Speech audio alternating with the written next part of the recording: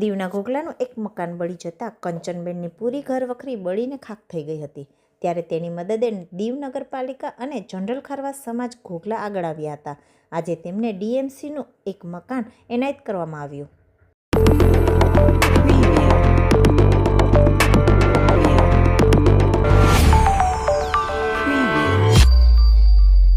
કેન્દ્રશાસિત પ્રદેશ દીવના ઘોઘલા ખાતે ગત તારીખ 30 ડિસેમ્બરના રોજ શોર્ટ સર્કિટ થતાં ગેસ સિલિન્ડર ફાટ્યો હતો અને ઘરમાં રહેનાર કંચનબેન પ્રવીણ ચૌહાણના ઘરમાં ભીષણ આગ લાગી હતી અને કંચનબેનની પૂરી ઘરવખરી બળીને ખાખ થઈ ગઈ હતી. ત્યારે તેની મદદે દીવ જનરલ ખારવા સમાજ ઘોઘલા અને નગરપાલિકા ઉપપ્રમુખ કરુણાબેન રવિન્દ્ર સોલંકી પહોંચ્યા હતા. તેઓએ દીવ કલેક્ટર રાહુલ દેવબુરાને મળી આ સમગ્ર ઘટનાની જાણ કરી હતી. ત્યારે Diu collector Rahul Devbura, deputy collector Shivam Mishra, નગરપાલિકા ઉપપ્રમુખ કરુણાબેન રવિન્દ્ર સોલંકી, જનરલ ખારવા સમાજ ઘોઘલા વગેરે તેમની મદદે પહોંચ્યા હતા અને કંચનબેનના તમામ ડોક્યુમેન્ટ કાઢવા, આવાસ યોજનામાં ફોર્મ ભરાવવું, બેંક એકાઉન્ટ ખોલાવવું વગેરે કાર્યવાહી કરી હતી.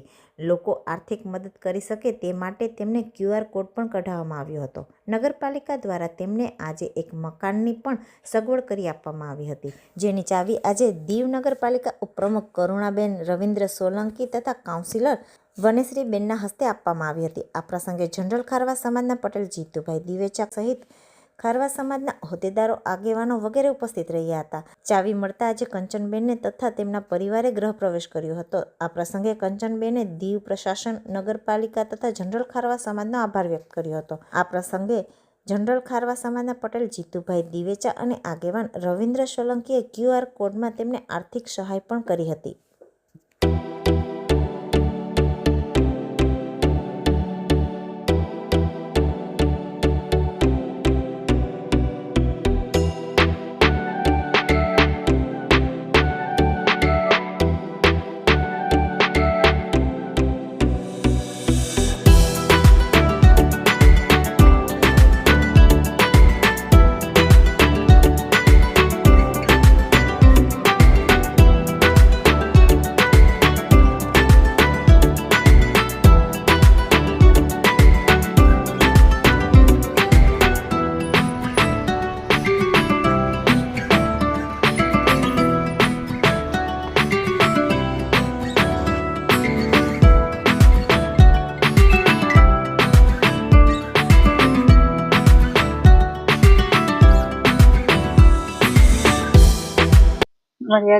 ઘર બળી ગયું. ક્યારે?